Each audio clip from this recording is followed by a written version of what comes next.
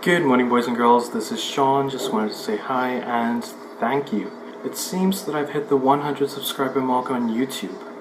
I have no idea how that happened, but I thank you for it.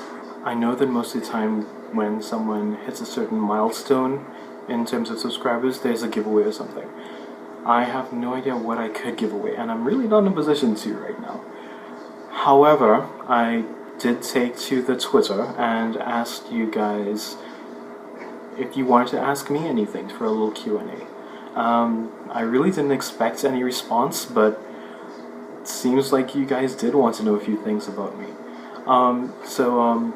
Here's what I'm gonna try to answer those questions to the best of my ability, and hopefully I don't let you down. Okay, here goes. The first question comes from Tor, and she wants to know what inspired you to start doing art and commissions. Is there any material you suggest to get into drawing that style? Okay then, well, I've always wanted to be an artist, mostly because it's something I guess I could do. Doing commissions though. What inspired me to do commissions? Well, really, people kept asking me to do art pieces for them. So I decided, hey, why not? And sometimes they pay me to do it. So I thought that was pretty cool. And suggesting any materials to get into that style. Tor, I'm not entirely sure which style you mean, because apparently I do all very many styles. The artwork you see in the background there, it's really the Bruce Timm style from Batman the Animated Series. In terms of materials, physically, those are all in acrylic paint on Stag Blank. For those of you who don't know, Stag Blank is a type of illustration board. It's relatively inexpensive, and it's waterproof, basically.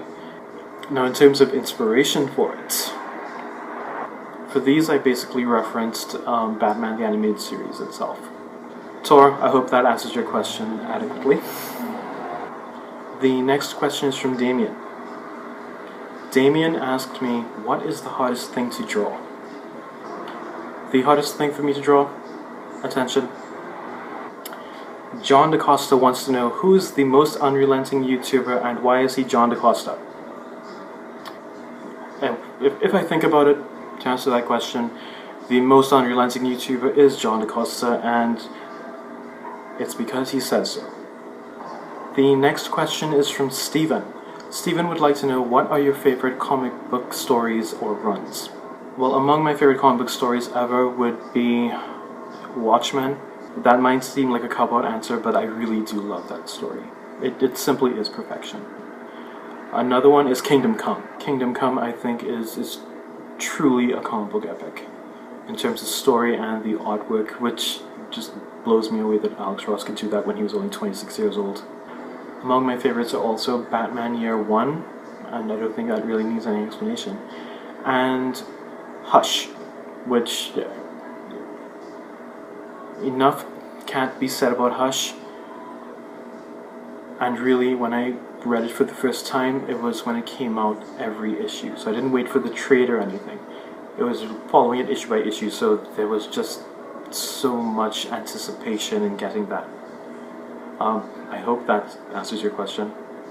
The next question is from Travis. Why comics? Why comics instead of film or street art? Or comics tell a story and they tell it visually. As opposed to film, which is a different medium, there are no limitations on a comic book page. There really aren't. And there's so much more you can do with it. And really, there's a certain joy in drawing a story, I think. I hope that answers your question. The next question comes from John. Why do you like Batman so much? Is it because he's the best? The answer to that may surprise you. It's really because of my late grandfather. He was pretty much the coolest person I ever knew, and he seems to like Batman quite a lot. It was due to the Adam West TV show, but also, he read comics. He grew up in an era that comics were so much more common. I guess he passed on that love of comics to my mom, and she passed it on to me. I guess it's because Batman is the best. And now Mercy has a few questions. First, what are some of your favorite pieces you've ever done? Among recent pieces I've done, actually it was a commission for Mercy. Some of you may know it. It's a take on the scene from the original Spider-Man movie with Tobey Maguire and Kirsten Dunst with the upside down kiss. But instead of Mary Jane, Mercy wanted Wonder Woman in it. I was really proud of that piece, and I just, I love it. Also, one of my favorite pieces is right behind me there, that Poison Ivy portrait. Poison Ivy is one of my favorite Batman characters. She's not just a villain, she's so much more. Another one of my favorite pieces is a portrait I did of Buffy the Vampire Slayer. I'm a huge Buffy fan. Next to Batman, Buffy is pretty much my favorite franchise. It's a piece that I just like for myself. I'm not above selling it if somebody made me an offer, but it's something I'd like to keep. The next question from Mercy: is there a limit to the amount of questions we can ask? Probably not.